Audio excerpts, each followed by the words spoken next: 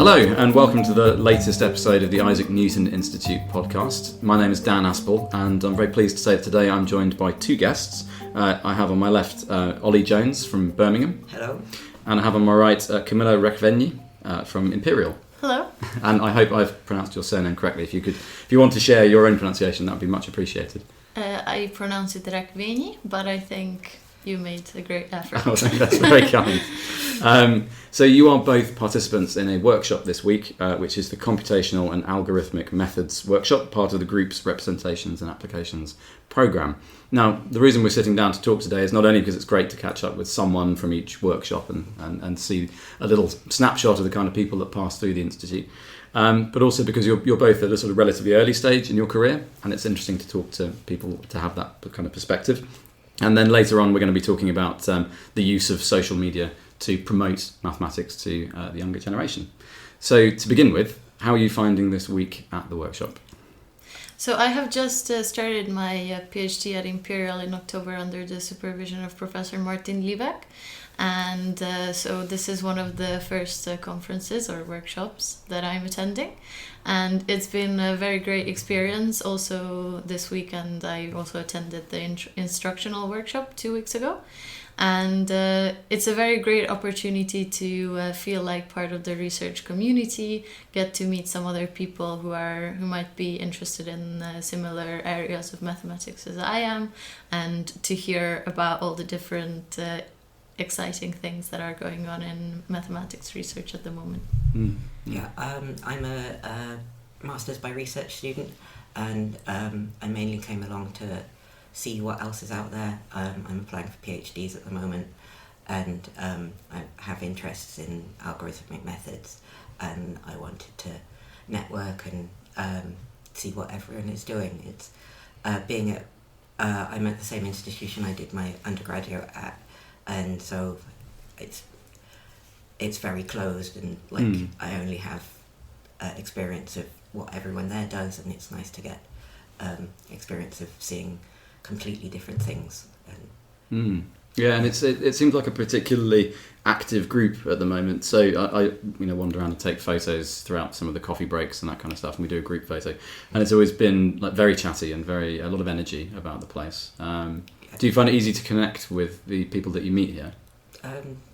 I'd say so, yeah. I think some of my closest friends or the people I've got on well with very quickly are all other people in this research area. And there are a lot of people who are very famous in the area who are really happy to talk to you, even if it's just getting to know you, or they've come up to just seen you at a couple of things. Sure, yeah. And just want to make sure that they know your name.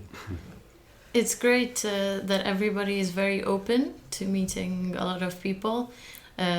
People in very high points of their career are still very keen to speak with us early researchers, and that is very motivating for me to have the opportunity to meet such big names that I have only read about in books before. Yeah, see, I'm not a mathematician, but I imagine I would find it quite intimidating myself. Does it ever feel that way, or is it, is the atmosphere pleasant enough that you forget any nerves? It's almost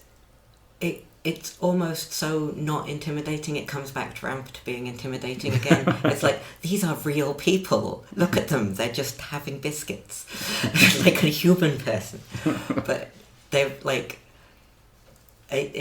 everyone's really happy to talk to you. Culver, who's the lead organiser, is very friendly and always happy to make sure everyone's as comfortable as possible. I emailed her a couple of weeks ago saying I have chronic pain issues, and I was finding it quite hard to find somewhere close by to that I could afford and be able to come here and not be in too much pain, and she sorted me out some accommodation. Oh, that's lovely to hear. And she's more than happy to go the extra mile for everyone, it seems. Kolva has been a professor in St. Andrews when I was doing my undergraduate there. So it was very amazing to see her outside of the classroom as well in Yeah. such a different setting. Yeah, and suddenly, I mean, I don't know what the relationship would be like with her as your tutor or something similar, but seeing her out in the real world and you're a peer, effectively. So that must be a different dynamic, right?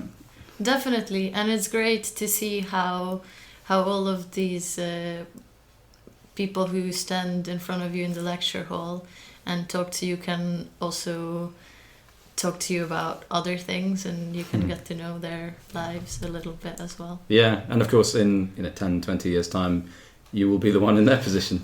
Hopefully. Yeah.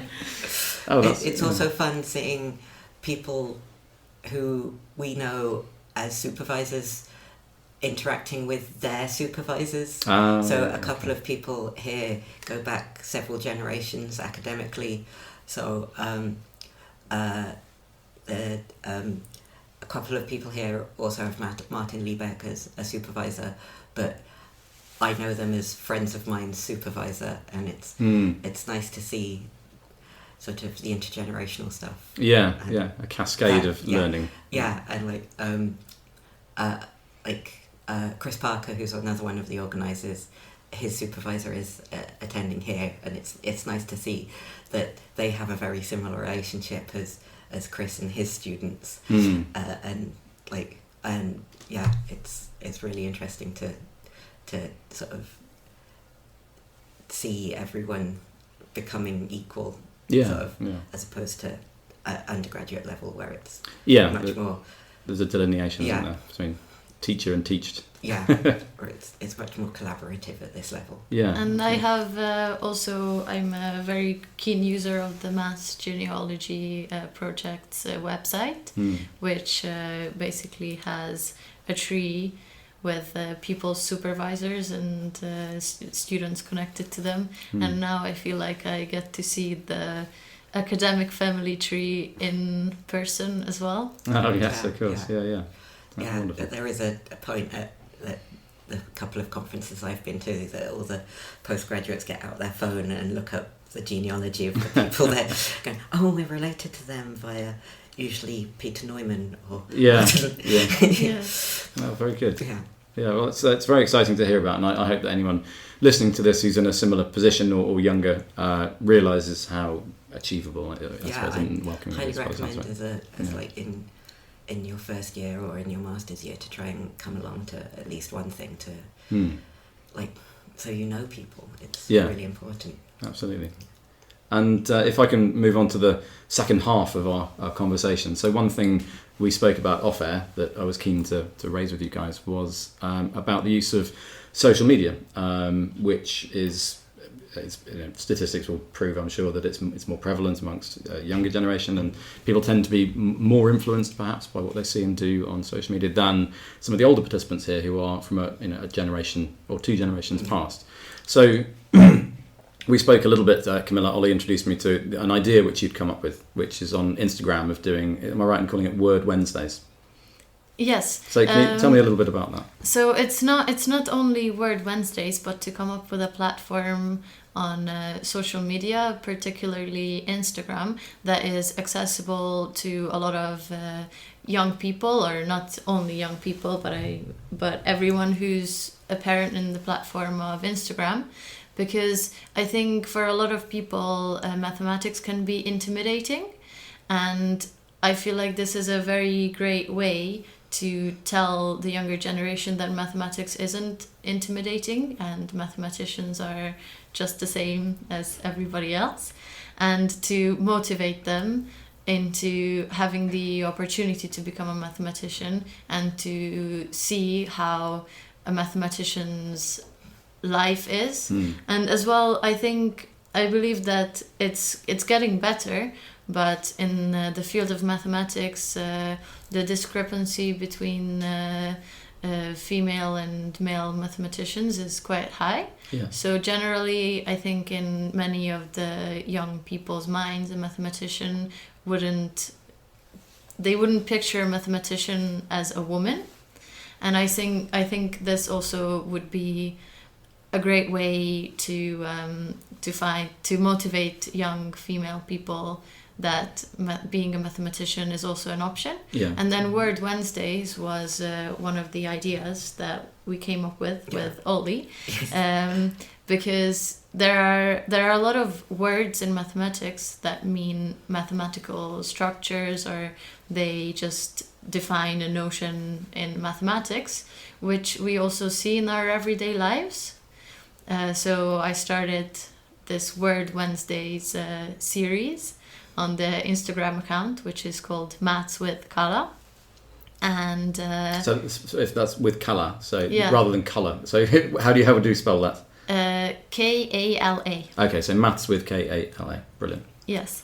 And so our first example was tree, which is a specific graph in graph theory, but it's also trees. A tree. Yeah, which most of us are familiar with. Yeah, but I look at a particular object called building, and it's very hard to find papers on buildings that aren't architectural papers. Sure. And then you start adding words in like spherical buildings or thick buildings, and you get some very odd results. We were actually having a conversation at lunch with Rebecca Waldecker, who said that she advertised a talk which had the word building in the title, and some architects actually showed up, Right, okay. even though it was a mathematical talk. Yeah, because I guess any sort of ad software would target that at people who have that in their job description or any network they're part of. How amusing. Yeah. Yes, and because of this, it is sometimes a challenge to Google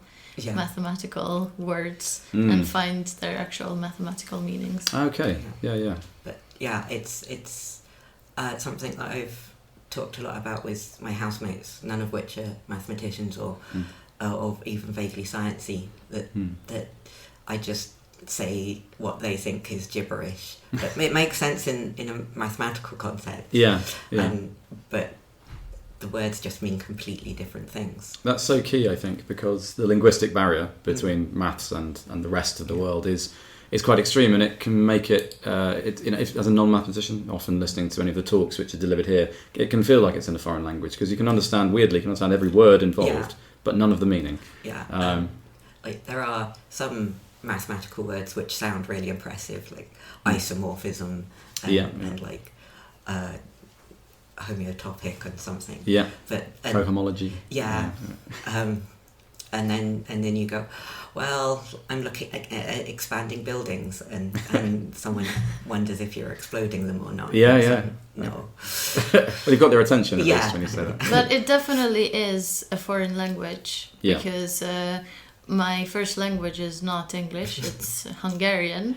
However, I could not talk about mathematics in Hungarian because I have only learned higher education mathematics in the UK. And because of that, all of these words have different meanings, like different names in Hungarian, and I wouldn't be able to understand, or I wouldn't be able to explain my research.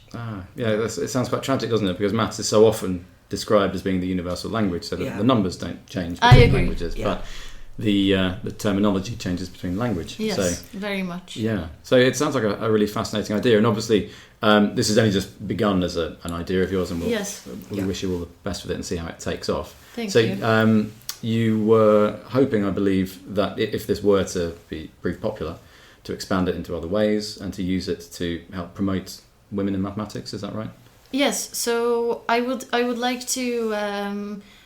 I hope that it would become popular amongst female mathematicians or not female mathematicians, but people who might become female mathematicians, because these influencers in Instagram, after a few hundred, or I'm not sure what the limit is, but after a number of followers, they might get some funding from Instagram.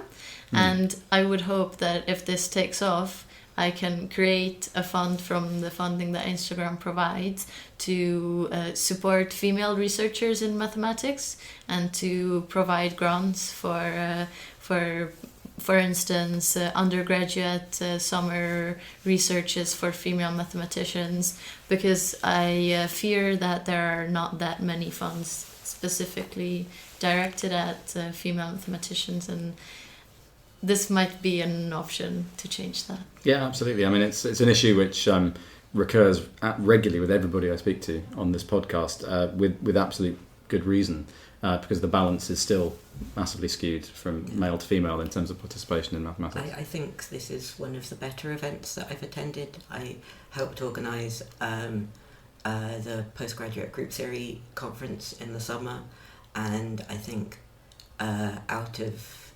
70 participants, we had about 15 female participants, which was far better than the previous years, apparently. Wow. The year before that, there were only 4 women, and 2 of them were the invited speakers. Yeah, it's sobering, isn't it? Yeah. And it's difficult to find inspirational figures, consequently, for younger women mathematicians. But I plan to make that another recurring theme on the Instagram account alongside with the Word Wednesdays, to find inspiring female figures, such as, for instance, Kolba, how she was to me when I first started my undergraduate, or even Still is. or yes, but even some other females from the past, like or Miriam Mirzakhani. Never know how to pronounce her name, because there are just so many that people don't really know too much about. And I think it would be also great to raise awareness and to show that there are role models to look up to, and there are role models that you can aspire to. Absolutely. And I think we're particularly lucky in group theory because we have people like Culver and like Cheryl Prager, who's just received an award from the Australian government, and then more historically people like Hannah Neumann, who, like, a lot of important people in group theory have been women. Like, is there? Do you think there's a reason for that? Has it just been that women have been visible in group theory, and thus other women have felt more comfortable? I think so. I think there have been, like, I think it's very hard to quantify. But it does help to have other women around to feel more comfortable and not being that much in the minority. Certainly. I mean, you could apply that to any characteristic at all, whether it's gender or anything else. I've read a book on women in male dominated professions, and one of the studies that was done in this book, it turns out that you just have to talk about a female mathematician to school kids for 15 minutes before a maths exam, and the female students perform better in that exam compared to a control. Gosh. But I'm also teaching a few undergraduate courses as a teaching assistant, and it has been my experience that the female students prefer to ask questions from me rather than questions from the male teaching assistants, because I'm not sure, but I assume that they feel more comfortable showing the gaps in their knowledge to another female person. Yeah, that's fascinating to hear. It must be very rewarding doing that consequently. Certainly. It's very, very rewarding. And very nice. I used to work as a tutor for younger children, and it was always really great to see, like, young girls get so excited about mathematics, and, like, there is, I think, the age that the split starts happening is sort of 13 to 14, and I think we need to really start showing that kind of age. That there's no gender of mathematicians. Anyone can be a mathematician. And it's clear that females can be mathematicians. Absolutely. Because we have listed all these amazing women. All of the undergraduate, all of the postgraduate speakers, I'm looking forward to at this conference to listening here of the female ones. They're all, Melissa Lee is particularly amazing, and Mansi. It's fascinating to see, because it's go on, sorry. No. Well, I was only going to say that the number of brilliant people, at least half of whom are women that pass through this building and that we speak to and interview, it's a non-question, it's a non-issue. And yet it pervades the very idea that women would not be, as capable as men in the field of mathematics. It's odd that it exists, that question, in the first place. Yes, and hopefully we can help it disappear, this question, and hopefully creating this Instagram and raising awareness with it would help towards finding a more balanced. Yeah, like diversity of people leads to diversity of thought, which leads to better research and better mathematics. Yeah. I think that's the perfect thought to finish on. So Ollie James and Kamilla Rekvényi, thank you very much for your time. I hope you enjoy the remaining day and a half of the workshop, and wish you the best with everything you go on to. Thank you. Thanks very much.